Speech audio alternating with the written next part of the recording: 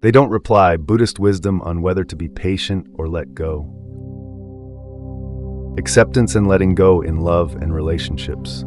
Have you ever wondered why the person you love doesn't return your feelings? How can we tell if this love is genuine or just an illusion we create? And when that person is no longer by our side, is there a way to ease the pain and longing in our hearts? Today, I invite you to pause for a moment, to look deep within your heart, and to understand the nature of love and acceptance. At the beginning, love often feels wonderful, filling us with joy and happiness. We text each other, eagerly waiting for a response, and feel that the world is beautiful. But gradually that excitement fades and words of love grow fewer. This does not mean that anyone has changed, but rather that emotions, by their nature, come and go. Many of us mistakenly believe that if we keep trying, if we keep knocking on a closed door, one day it will open. But my dear, if a door doesn't want to open, no amount of knocking will bring it any closer to you. It will only lead to exhaustion and lost faith. There is a saying, a door that doesn't open is a door that has nothing for you behind it.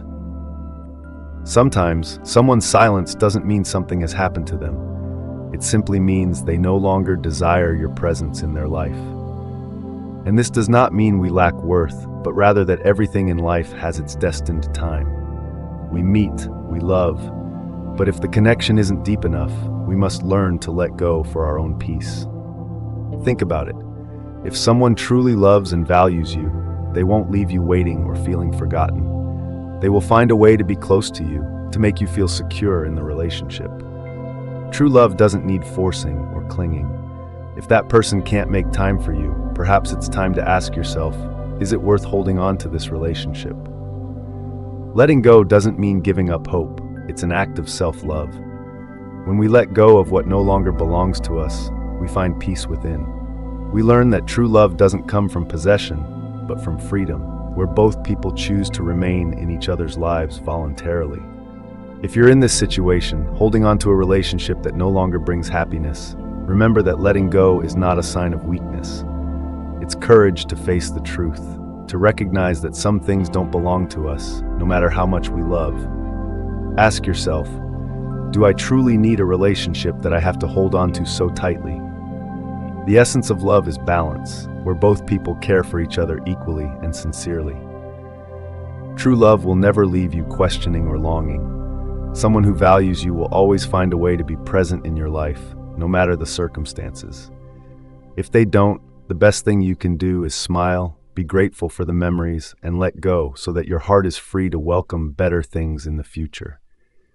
Life is a long journey, and love is only one part of it. Love yourself first, so that when you meet someone truly deserving, your heart can love without fear or hurt.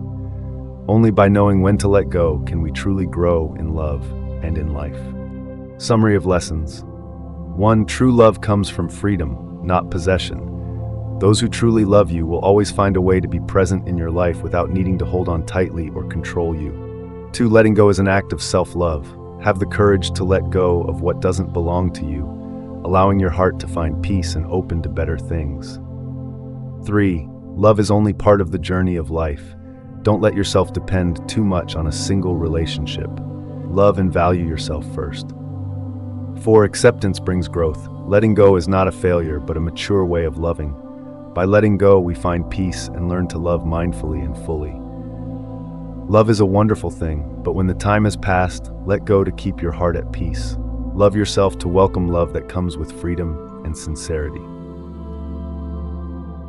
Human nature and the mirror of wealth. Wealth in life acts like a mirror that reflects a person's true nature. When we have nothing, people approach us, talk to us, and share with us like true companions. But as life becomes more comfortable, you'll notice that not everyone remains as genuine as they were in the beginning. There's a saying, in poverty we see people's true hearts. In wealth, we know who truly cares. When we have nothing, we don't need to worry about people coming to us for personal gain. They come purely out of affection and genuine respect. But when wealth is present, not everyone approaches us for who we are. Some come seeking status or for what they think we can offer. This is the time to understand that a person's value isn't defined by how much they have, but by how they treat those around them when wealth appears. When we become wealthy, compliments, smiles, and attention seem to increase.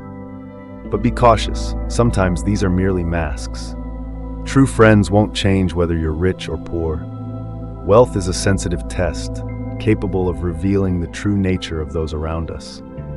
When we have money, we need to stay mindful and distinguish between genuine friends and those who only seek benefits. You may feel lonely when you realize that some people around you are only there for personal gain. But this isn't something to be sad about. It's an opportunity to filter out unnecessary relationships. Look around, and you'll see that those who stood by you during hard times, when you had nothing, are the ones who are truly sincere. Don't let the dazzling glow of wealth blind you. When we're wealthy, it's easy to think everyone loves us. But the truth is that a person's sincerity only becomes clear when circumstances change. Those who come to you in hardship are the ones you can truly trust. So how can we live without letting wealth overshadow human connections? This is where we learn to use money as a means, not an end.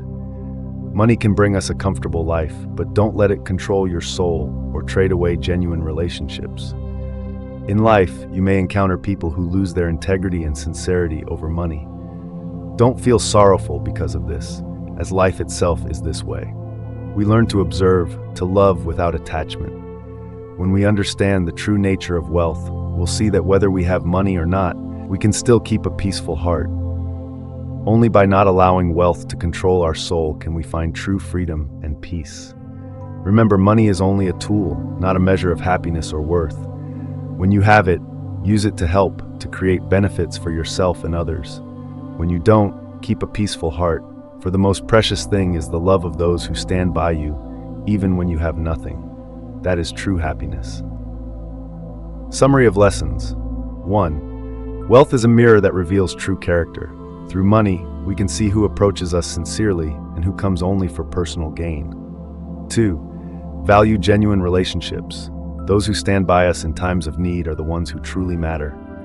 Hold on to these connections and don't let wealth blur the real value of human connection.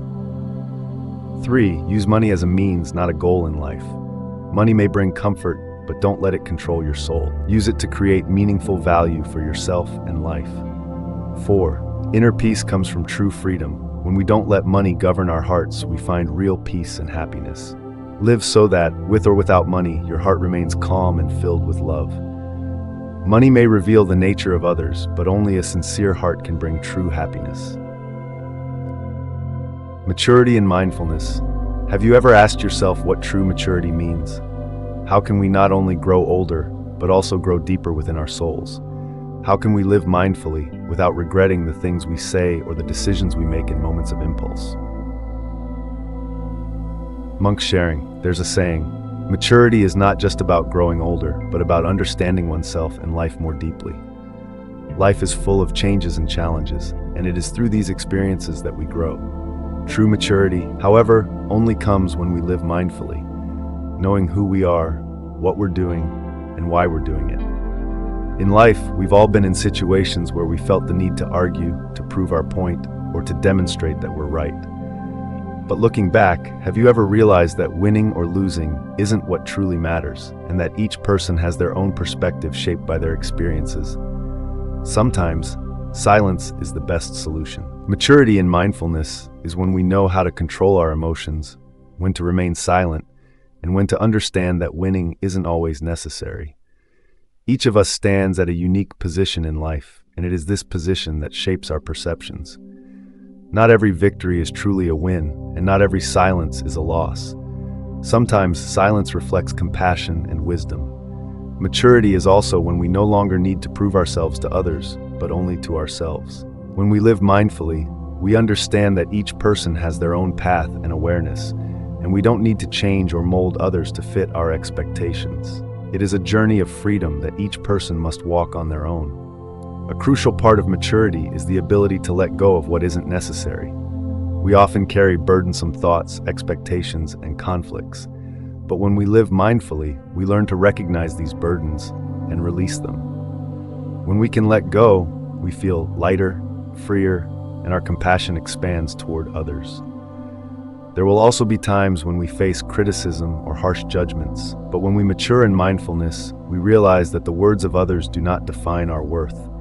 Instead of reacting, we quietly return to ourselves, listening to our inner voice and using it as an opportunity to grow. Maturity isn't about living to please others.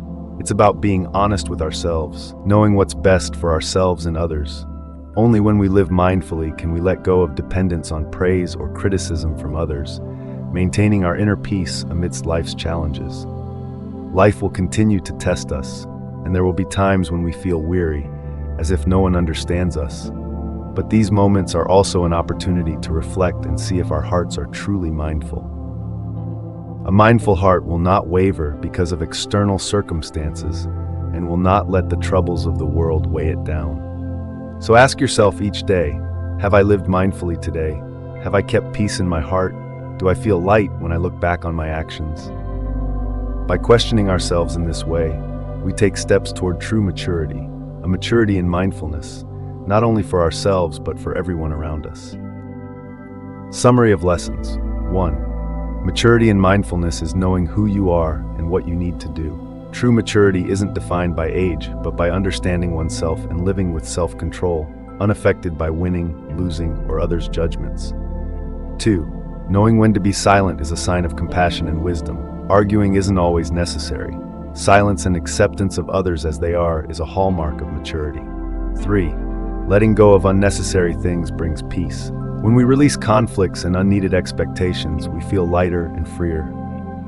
4. Your value isn't defined by others' words.